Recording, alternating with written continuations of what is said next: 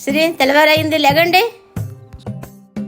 లేగండి, తెల్లవారైంది, కషం తాగాలి. లేగండి లేగండి, తెల్లవారింది.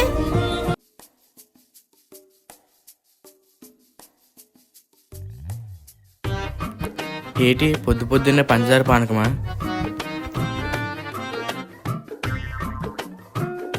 ఓ mummy, so Sweety. ఎవడీడు నల్ల కోతిలాగా ఉన్నాడు?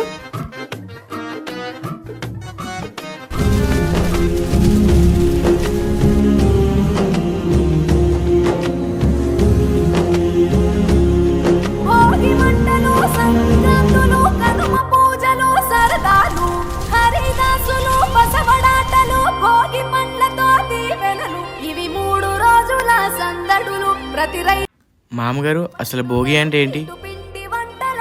మీరు చెప్పండి.